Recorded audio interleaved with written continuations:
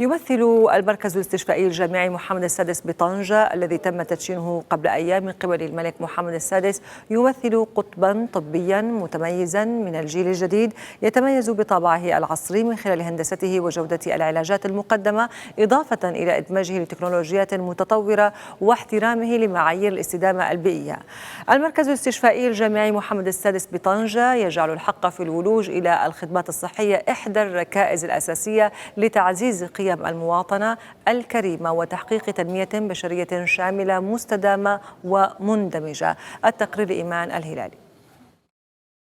على مساحة 23 هكتارا شيدت هذه المعلمة الطبية من الطراز الحديث لتشكل قطبا طبيا وأكاديميا متميزا على صعيد جهة الشمال. إنه المركز الاستشفائي الجامعي محمد السادس بطنجة، مجمع طبي يجسد التعليمات الملكية للعاهل المغربي الملك محمد السادس بجعل الحق في الولوج إلى الخدمات الصحية إحدى الركائز الأساسية لتعزيز قيم المواطنة الكريمة وتحقيق التنمية البشرية الشاملة والمستدامة والمندمجة. بنية استشفائية من الجيل الجديد تتميز بطابعها العصري من خلال هندستها وجودة العلاجات التي تقدمها وإدماجها لتكنولوجيات متطورة واحترامها لمعايير الاستدامة البيئية. يعتبر المركز أكبر قطب صحي في جهة طنجة تطوان الحسيمة، يتوفر على 797 سريراً ويشتمل على مجموعة من المصالح والمرافق الطبية من الجيل الثالث التي ستؤمن مهام العلاجات والتكوين والبحث العلمي والابتكار والتطوير والصحة العمومية. المنشأة الصحية التي تتموقع ضمن منظومة صحية بامتياز تتوفر على مستشفى للتخصصات يستوعب 586 سريراً، يتكون من قطب طبي وجراحي ومصالح طبية متعددة، كما يحتوي على وحدات لمعالجة اضطرابات النوم وزراعة النخاع العظمي ومعالجة السمنة وإعادة تأهيل مرضى قصور القلب. يشتمل المركز أيضاً على مستشفى الأم والطفل بطاقة استيعابية تبلغ 211 سريراً، يضم بدوره قطباً طبياً جراحياً وقطب طب المستعجلات والإنعاش ومصلحة طب الأطفال ووحدة المساعدة الطبية على الإنجاب. كما يحتوي المجمع الطبي على مصلحة للمساعدة الطبية الاستعجالية ومصلحة للتصوير الطبي ومختبرات لعلم الأحياء الدقيقة والجراثيم والكيمياء الحيوية وعلم الدم والتشريح المرضي والخلوي والوراثة البشرية والوراثة الخلوية والطباعة ثلاثية الأبعاد ومعدات طبية.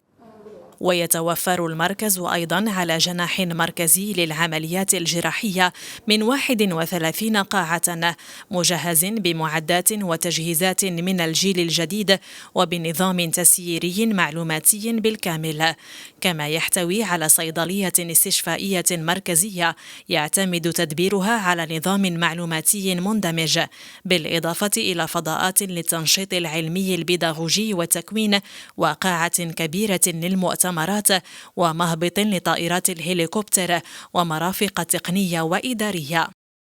وفي إطار ترشيد التكفل بالمرضى وجودة العلاجات، يتوفر المركز الاستشفائي الجامعي محمد السادس على منظومة معلوماتية مندمجة متمحورة حول الملف الطبي الواحد الذي يجمع ويشارك البيانات الإدارية والطبية للمريض وكذا ملف العلاجات الخاصة به.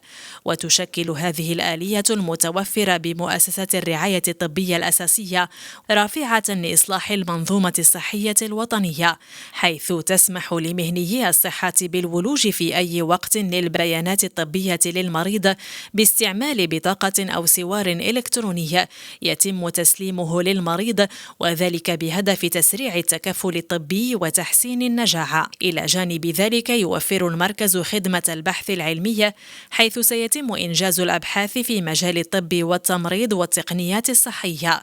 كما ستطلع هذه المنشأة بمهمة التدريس بشراكة مع كلية الطب والصيدلة والمعهد العالي للمهن التمريضية وتقنيات الصحة وغيرها من الهياكل التعليمية العامة أو الخاصة. بنية صحية جديدة من شأنها أن تعطي دفعة قوية لتنزيل السياسة الصحية على صعيد جهة طنجة تطوان الحسيمة والارتقاء بجودة ومستوى الخدمات الاستشفائية المقدمة للمواطنين، كما ستجنب المواطنين عناء التنقل والسفر للمدن الأخرى بحثا عن العلاج والاستشفاء، وهو ما يجعل من المركز قيمة مضافة لصالح سكان الجهة وكل المواطنين والمرتفقين بشكل عام. كما يأتي تدشين هذه المنشأة الطبية الحديثة في ظرفية تتسم بتغييرات جذرية في المنظومة الصحية